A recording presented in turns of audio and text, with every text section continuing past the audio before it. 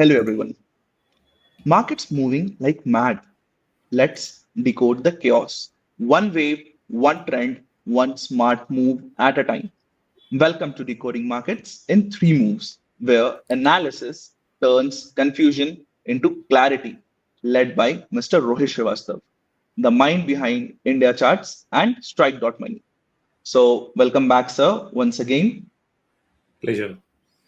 Pleasure to be back. So, yes, it's been a while that it's been 2 days that we haven't met on the live. So it's the end of the week. The week's gonna close, starting of a new week. How was the week, sir? And what we can expect from the coming week?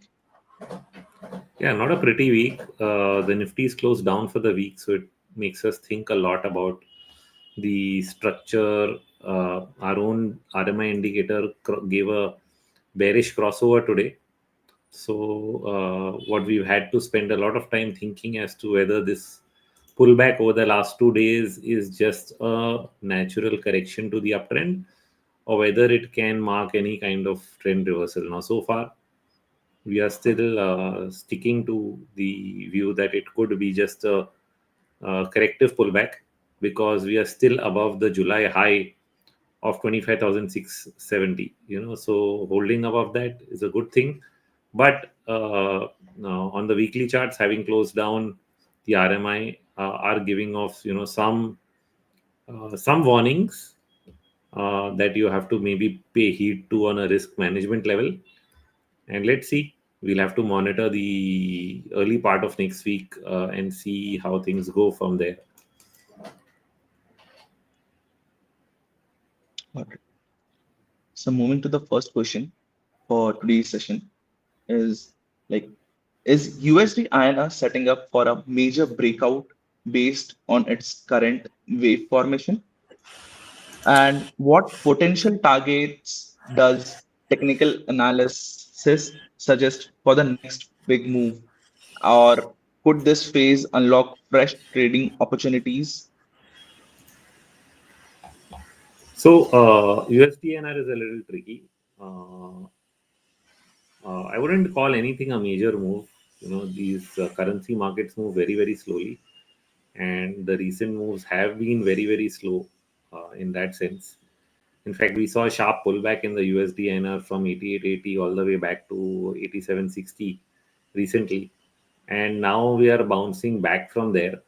What I've tried to consider is that what if it is not a corrective move and ends up being the fifth wave of some structure because it did not break the channel on the way down.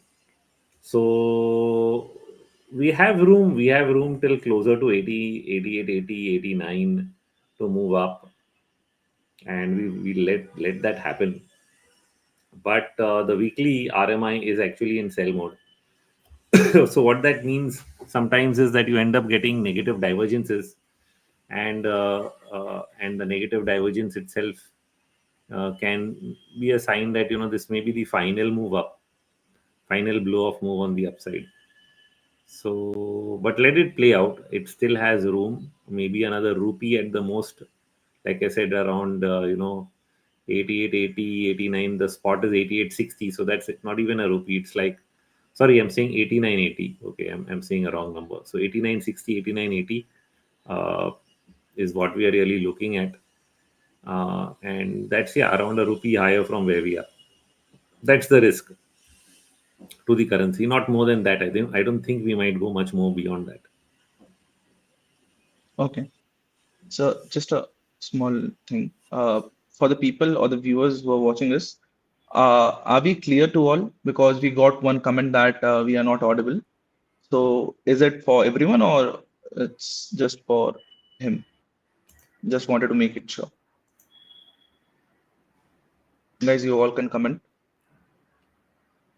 Yeah, thank you. So moving to the next question, sir. Is there still a potential for leg up in gold prices in the near or medium term? Either or is it a corrective or impulse move? given the current technical setup and support zones around 3,886 to 3,905. So I've taken a view that gold and silver probably peaked for the year. Okay, unless there is some new evidence. I believe that the top we made recently is the top, and probably we will not be making a higher high for the next 6 to 12 months, and then we'll see from there. So I'm not looking at this as a I mean, what we've seen, the recent selling that we've seen is possibly the start of a correction, and not really a correction in what was already a very strong uptrend. I think the strong uptrend became very, very overbought. Something we've discussed, I think, over last several weeks.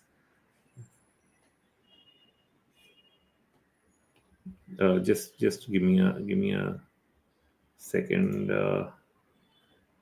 Sure, sir.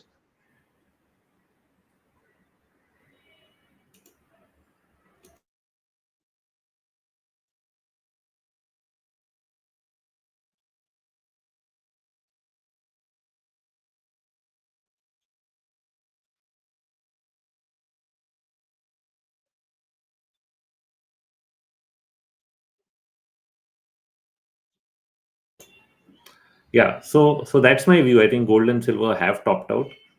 The pattern between gold and silver are slightly different. For example, silver is an impulsive downward trend.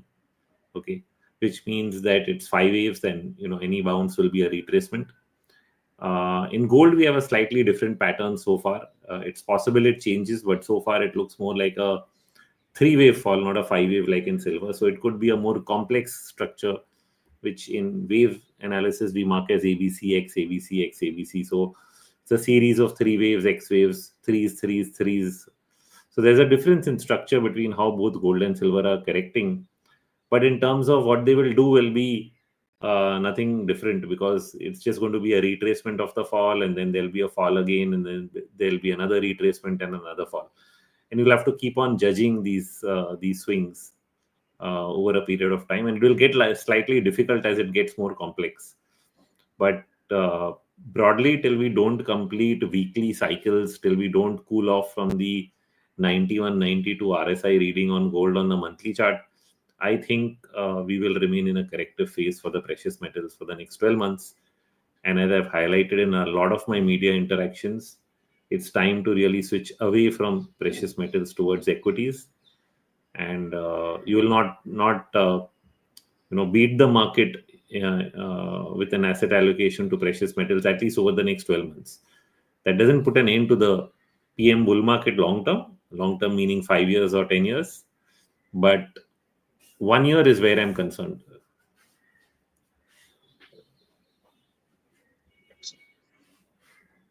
So let's move to cryptos, and that part is the last part for today's questions from my side. So can you explain how the recent movement patterns in bitcoins are being interpreted using wave analysis, and what are the important support levels to watch for, and what targets might bitcoin reach next according to this technical approach? So I'm sharing my screen. You're looking at a daily chart of BTC. Okay, I'm not sure this. So what is this low? We made a low of around 106,101. Then we made here a low of 106,303. So this is slightly higher than this. So in a sense of classic Dow theory, we have actually not reversed the uptrend that has started to develop over here. And if we do continue higher, then it's actually the process of an upward trend that is in slow and early development. Okay, so that is the first thing to keep in mind. The second is we are somewhere close to weekly support. So if I go to the weekly chart, the 40-week average has been trailing here at the bottom end, and I was waiting for it to get touched, because the weekly RMI was in sell, and now it is almost back to zero. The reading is 0.04, and as far as the 40-week support is concerned, that is currently at 104,552. Okay, so 104,552 is where we would be buyers in Bitcoin, because I anticipate that it will go into wave 3, and wave 3 as marked over here can actually take us towards 1,72,000. So that's a pretty big number. If you're talking about a 60-70% appreciation in the value of USD, I mean BTC USD, and with the support at 104 552. So that's a pretty decent risk reward ratio to have. Actually a very good one, and that's what I think is going to be in play over here. It's just the short term volatility. As you see, this week we might actually close down. It's red. Okay, and that only helps the RMI cycle come back to zero. But given that we are still at the support level, we are still ready to take off into a bigger move, and that will somewhere be instigated by uh, a weaker dollar, which is still not showing up, because you see the dollar has essentially been strengthening, possibly because it fell too far. But given that US is cutting rates, even though there is a struggle around whether more rates will come or cuts will come or not, the intent of the government is to cut rates and therefore eventually weaken the dollar. And that's what is driving Bitcoin. So Bitcoin is just waiting. I mean, just shaking out the weak hands right now is what I would say, and waiting for the next move to start.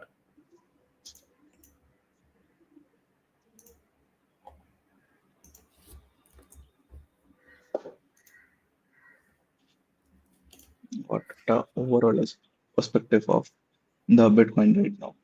And it looks like a good, not a good, but a decent investment opportunity right now. So uh, let's move to the questions asked by our viewers. Uh, it's just a request to all the viewers who are attending us from Twitter. You all can also like put down your questions if you have any of the questions on the chat itself, and we will take up you like your chat as well, and so we'll answer. Thank you. So starting with the first question, still Nifty in wave B or a long time frame, because 3 by 3 wave, 3 of 3 wave structure on hourly daily chart. Yeah, so it's a possible outcome, but not a certain outcome.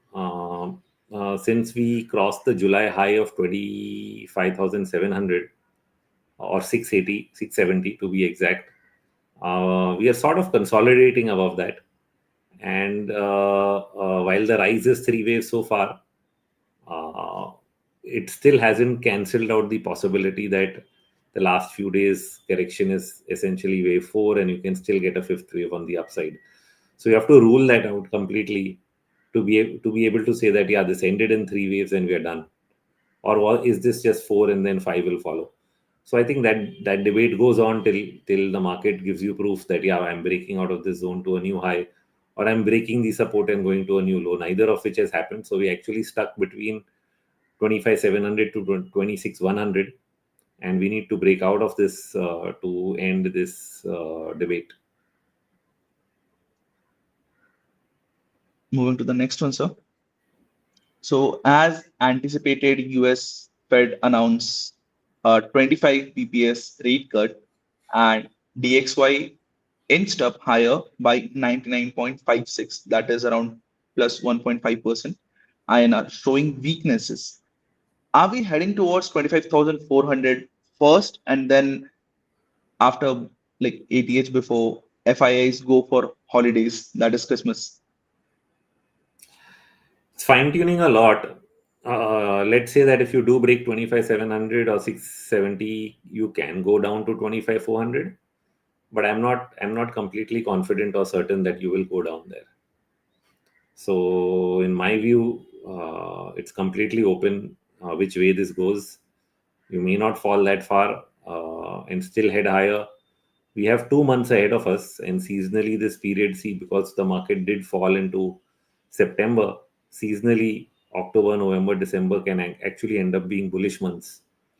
So you don't want to be too negative during this period. But yeah, we will try to navigate it, but I'm not sure that you will get a dip to 25,400 or not. Next question. Uh, many people, many private banks, reported better than expected quarterly members, and they say we are at the bottom of credit cycle and margins. So, will it improve hereafter? I mean, if they are right and you're at the bottom end of the credit cycle and interest rates are being cut, it means that you will get revenue growth and profit growth both kicking in, which is essentially good. And most of the private sector banks or financials are at the lowest level of valuations over a 5 to 10 year period. So in that sense, they offer both value and growth, which is a very nice proposition to really have. So they are very low risk investments right now for anybody willing to bite. Moving to the next question, sir. Can we expect rate cut by RBI in near term as inflation is at low level in India? I definitely think so. I'm anticipating it will happen. I've been anticipating for a while that we need to see more rate cuts, but central banks are being very, very slow, fearing the inflation cycle that we just saw in the last 2 years, and also the impact Mhm. that it ends up having on the currency. Because if you quickly cut rates, the currency weakens. In fact, to some extent, I think the currency is weakening because of the potential that we might cut rates, apart from the trade deficit that we have. So there are two reasons that are driving the currency weakness. One is the trade deficit, and second is the idea that we will, have a dovish monetary policy.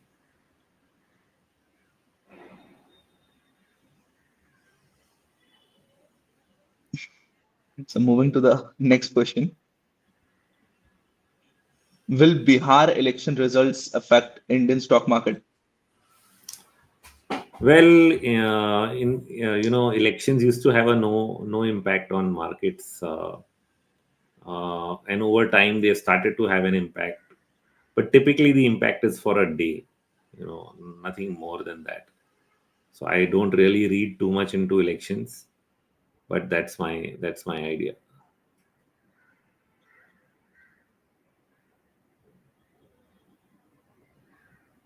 So that's it. Like we have covered three of the questions. So that's all for today. Thank you everyone for joining. We will meet back on Monday. Uh, Same time, same place. Thank you, sir, for your time, and thank you everyone for joining. I'll just leave Thanks a lot. people with one thought. Yes. When the markets are weak and when they are still torturing you, watch for where is the strength. That is the main thing that you need to be able to figure out.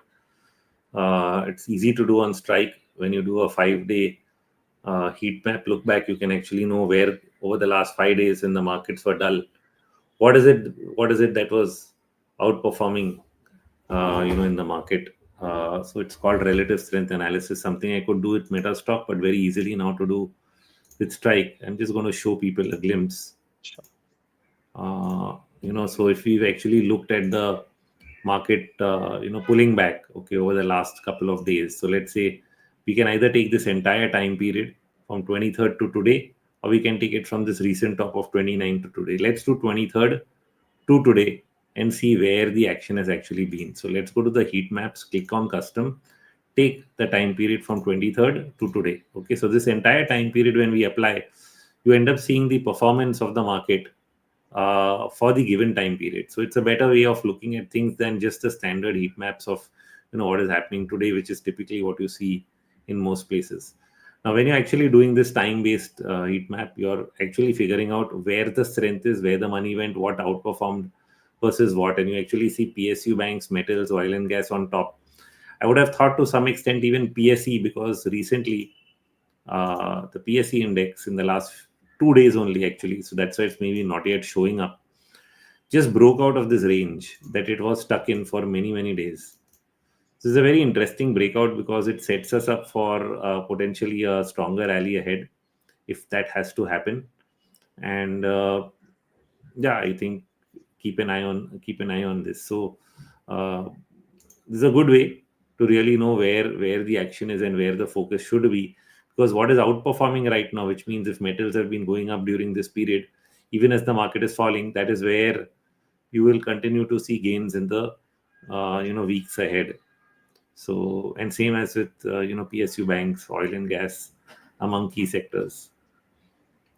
So just wanted to highlight that to people. One of the interesting features of Strike, to know where the winners are. Right. Easily spotting the winners so that your money is in good investments. You don't lose in the markets.